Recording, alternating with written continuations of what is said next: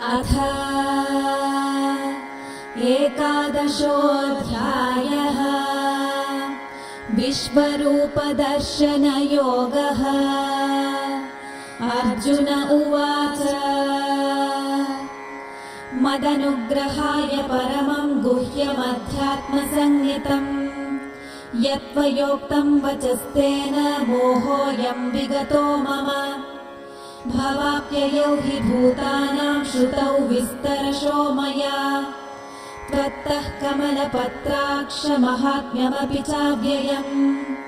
एवमेतद्यथार्थत्वम् आत्मानं परमेश्वर द्रष्टुमिच्छामि ते रूपमैश्वरं पुरुषोत्तम। मन्यसे यदि तच्छक्यं मया द्रष्टुमिति प्रभो योगेश्वर ततो मे त्वं दर्शयात्मानमव्ययम्। श्रीभगवानुवाच पश्य मे पार्थरूपाणि शतशोऽथसहस्रशः नानाविधानि दिव्यानि नानावर्णाकृतीनि च। पश्यादित्यान् वसून् रुद्रान् अश्विनौ मरुतस्तथा बहून्यदृष्टपूर्वाणि पश्याश्चर्याणि भारत। इहैकस्थं जगत्कृत्स्नं पश्याद्य सचराचरम् मम देहे गुडाकेश यच्चान्यद्द्रष्टुमिच्छसि न तु मां शक्यसे द्रष्टुमनेनैव स्वचक्षुषा। दिव्यं ददामि ते चक्षुः पश्य मे योगमैश्वरम्। सञ्जय उवाच एवमुक्त्वा ततो राजन् महायोगेश्वरो हरिः दर्शयामास पार्थाय परमं रूपमैश्वरम्। अनेकवक्त्रनयनम् अनेकाद्भुतदर्शनम् अनेकदिव्याभरणं दिव्यानेकोद्यतायुधम् दिव्यमाल्याम्बरधरं दिव्यगन्धानुलेपनम् सर्वाश्चर्यमयं देवमनन्तं विश्वतोमुखम्। दिवि सूर्यसहस्रस्य भवेद्युगपदुत्थिता यदि भासदृशी सा स्याद्भासस्तस्य महात्मनः। तत्रैकस्थं जगत्कृत्स्नं प्रविभक्तमनेकधा अपश्यद्देवदेवस्य शरीरे पाण्डवस्तदा। ततः स विस्मयाविष्टो हृष्टरोमा धनञ्जयः प्रणम्य शिरसा देवं कृताञ्जलिरभाषत। अर्जुन उवाच पश्यामि देवांस्तव देवदेहे सर्वांस्तथा भूतविशेषसङ्घान् ब्रह्माण्डमीशं कमलासनस्थम् ऋषींश्च सर्वान् उरगांश्च दिव्यान् अनेकबाहूदरवक्त्रनेत्रम् पश्यामि त्वां सर्वतोऽनन्तरूपम्। नान्तं न मध्यं न पुनस्तवादिम् पश्यामि विश्वेश्वर विश्वरूप।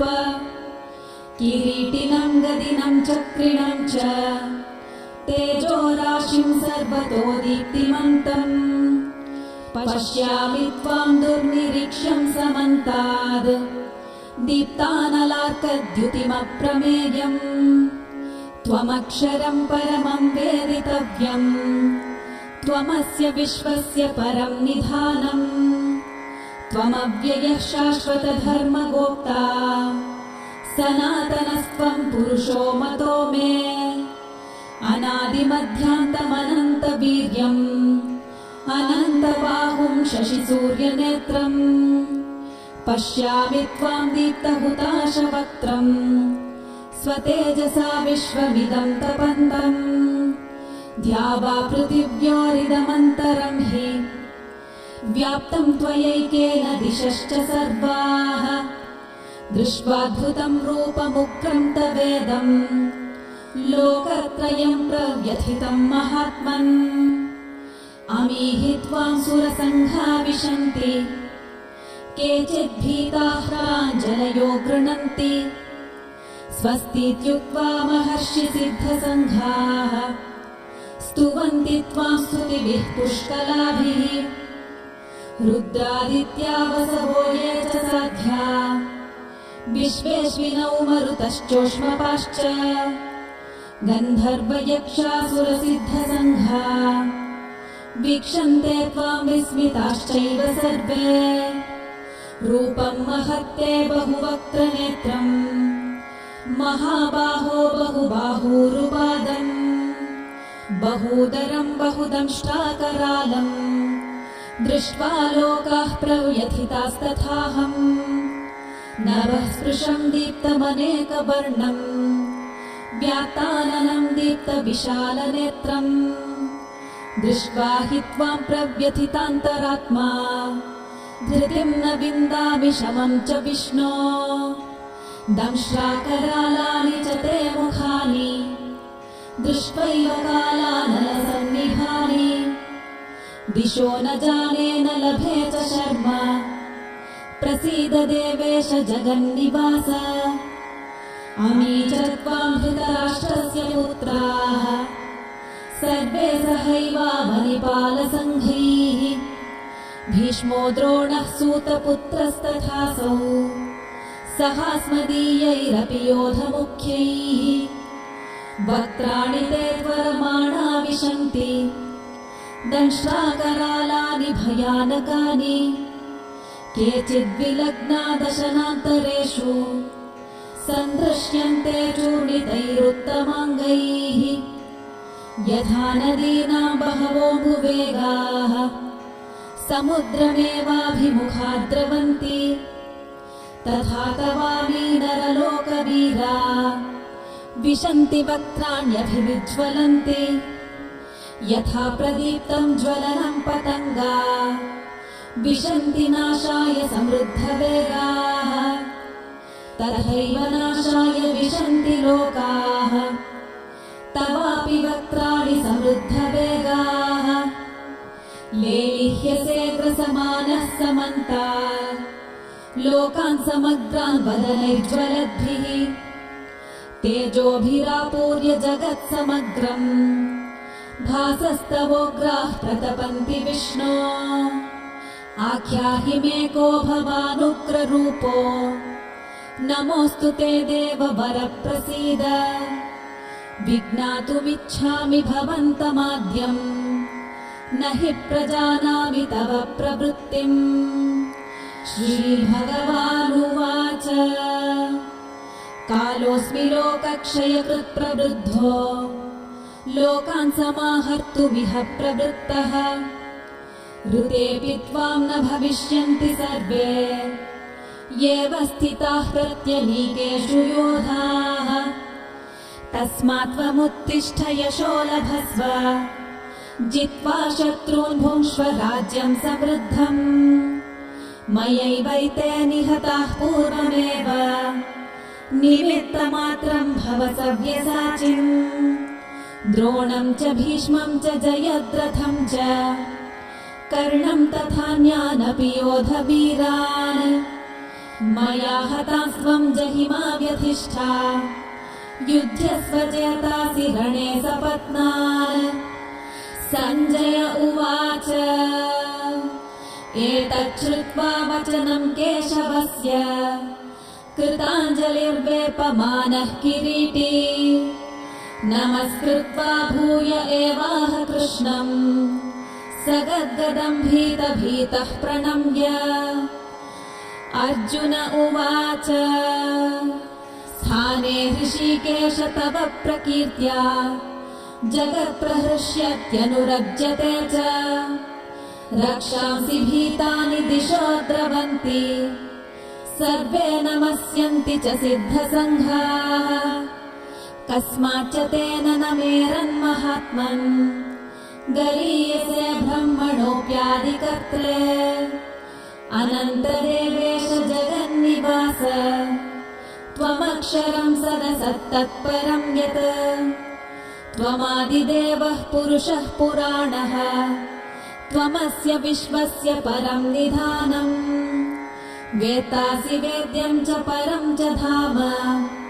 त्वया ततं विश्वमनन्तरूप वायुर्यमोऽग्निर्वरुणश्च शाङ्कः प्रजापतिस्त्वं प्रपितामहश्च नमो नमस्तेऽस्तु सहस्रकृत्वः पुनश्च भूयोऽपि नमो नमस्ते नमः पुरस्तादथ पृष्ठतस्ते नमोऽस्तु ते सर्वत एव सर्व अनन्तवीर्यामितविक्रमस्त्वं सर्वं समाप्नोषि ततोऽसि सर्वः सखेति मत्वा प्रसभं यदुक्तम् हे कृष्ण हे यादव हे सखेति अजानता महिमानं तवेदम् मया प्रमादात् प्रणयेन वापि यच्चावहासार्थमसत्कृतोऽसि विहारशय्यासनभोजनेषु एकोऽथवाप्यच्युत तत्समक्षम् तच्छामये त्वामहमप्रमेयम् पितासि लोकस्य चराचरस्य त्वमस्य पूज्यश्च गुरुर्गरीयान् न त्वत्समोऽस्त्यभ्यधिकः कुतोऽन्यो लोकत्रयेऽप्यप्रतिमप्रभाव तस्मात् प्रणम्य प्रणिधाय कायम् प्रसादये त्वामहमीशमीड्यम् पितेव पुत्रस्य सखेव सख्युः प्रियः प्रियायार्हसि देव सोढुम् अदृष्टपूर्वं ह्यशितोऽस्मि दृष्ट्वा भयेन च प्रव्यथितं मनो मे तदेव मे दर्शय देवरूपम् प्रसीद देवेश जगन्निवास किरीटिनं गदिनं चक्रहस्तम्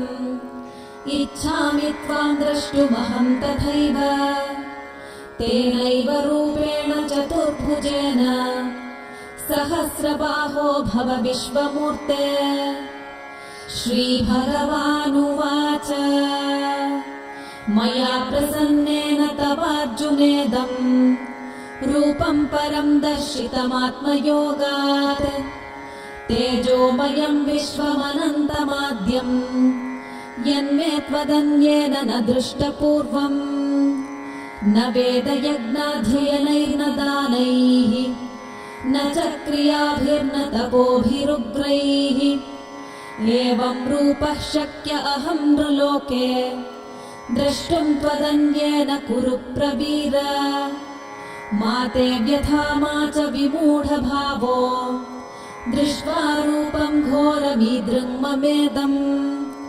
व्यपेतभिः प्रीतमनाः पुनस्त्वम् तदेव मे रूपमिदं प्रपश्य सञ्जय उवाच इत्यर्जुनं वासुदेवस्तथोक्त्वा स्वकं रूपं दर्शयामास भूयः आश्वासयामास च भीतमेनं भूत्वा पुनः सौम्य वपुर्महात्मा अर्जुन उवाच दृष्ट्वेदं मानुषं रूपं तव सौम्यं जनार्दन इदानीमस्मि संवृत्तः सचेताः प्रकृतिं गतः श्रीभगवानुवाच सुदुर्दर्शमिदं रूपं दृष्टवानसि यन्मम देवा अप्यस्य रूपस्य नित्यं दर्शनकाङ्क्षिणः नाहं वेदैर्न तपसा न दानेन न चेज्जया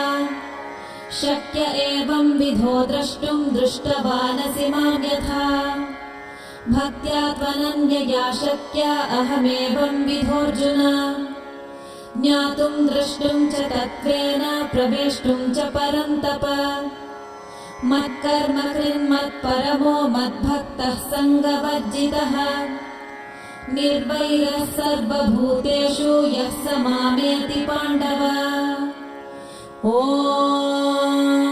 तत्सदिति श्रीमद्भगवद्गीतासु उपनिषत्सु ब्रह्मविद्यायां योगशास्त्रे श्रीकृष्णार्जुनसंवादे विश्वरूपदर्शनयोगो नाम 11 अध्यायः।